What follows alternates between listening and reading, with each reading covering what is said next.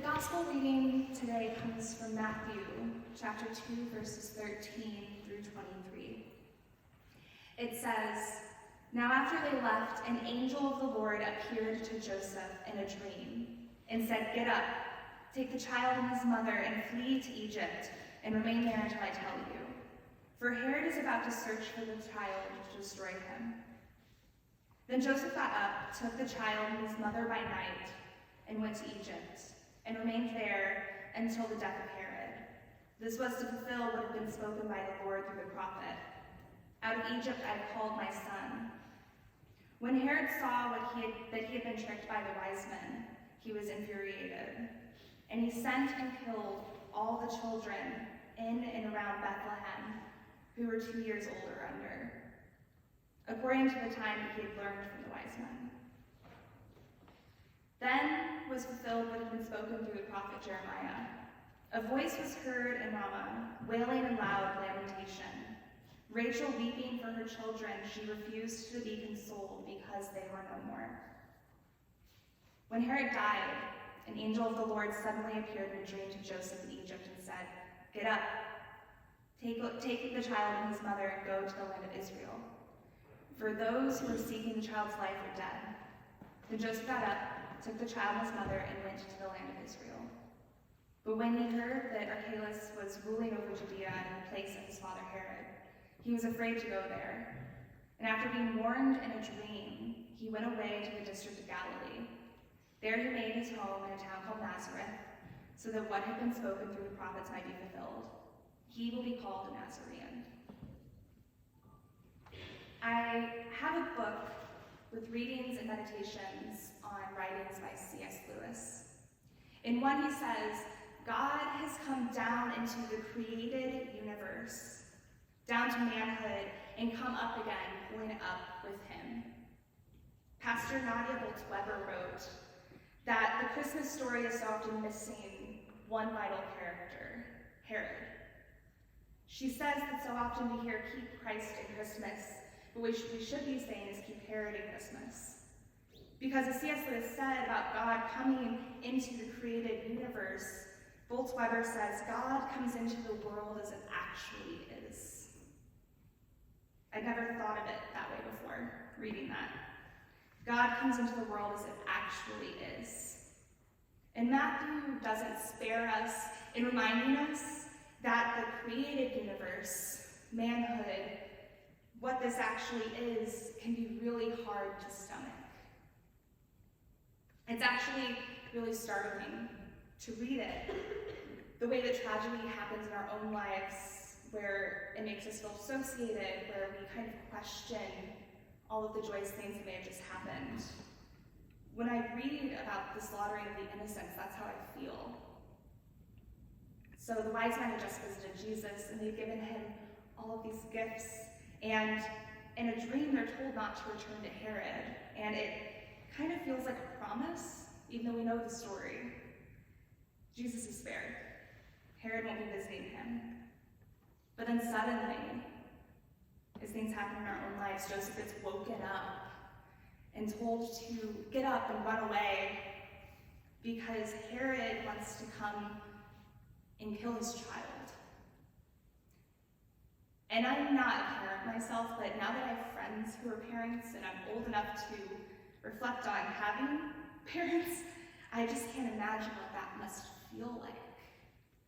Waking up and realizing that your son is in so much danger, and then hearing that the king was so ruthless that he was willing to kill all of the innocents that were just as young as he was, and just as innocent as he was, and just as loved by his parents. I imagine like Rachel, we would also weep and cry and be unconsolable. And that loss of innocent people is difficult enough, but when we lose those who are innocent, we often lose parts of ourselves that make us innocent. Like the saying, ignorance is bliss, or innocence is bliss, there's something to be said for not knowing. And in the story Christ's life, it feels like this happens a lot. But in the passage from Hebrews that Joanne read for us today. It says, "It was fitting that God, for whom and through whom all things exist, in bringing many children to glory, should make the pioneer of their salvation perfect through sufferings." And in Hebrews it said, "Because he himself was tested by what he suffered, he is able to help those who are being tested." And God was born into the world as it actually is. The time of Herod, or the time of Hitler, the time where a king could decide to kill all the innocent babies, or a time when children are being taken from their families through school shootings, or through mass shootings and at the border, or through famine and war. The world as it actually is the one that Christ came into, and it's one that we know. And I know that that can feel really hopeless, but we know that this isn't a hopeless story. In writing the sermon, it was really hard to not sink into that hopeless feeling. But we know that the Word of God is alive in and around us. James Cone, who wrote God of the Oppressed, said that the Word of God is a poetic happening in the lives of people. We know that Christ, hope, was born into a broken world, and as people who are called to be Christians, we have to let that hope be born into our brokenness too. While reflecting on this story, I also couldn't help but wonder how it's possible that God could love us so much. Knowing the world as it was and still deciding to come into it. Simone Weil, who is one of my favorite Christian thinkers, said, "Only the existence of those we love is fully recognized." But she also said that love needs reality. And I think that one of the requirements that passages like these give us is to sometimes take off our beautiful rose-colored glasses. They give us the baby in the manger, and then they give us Herod. And we're asked to desperately kind of see the world and to emerge into it as Christ-like as possible. And for me, I think that requires reality. And it requires seeing the world as it actually is. And it demands the kind of love that sees reality in a way that doesn't stop us from recognizing the needs of those around us.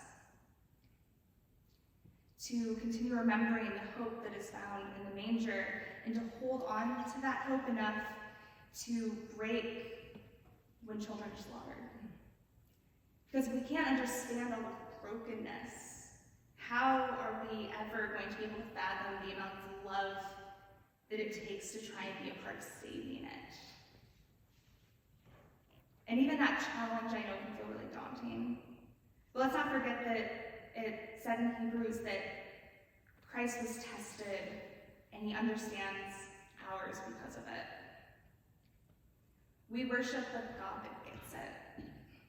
A God who's unafraid of the reality of our lives, and a God who loves us so much that he was willing to step into this space with us, to die to it, to be reborn in it, and to save us all from it.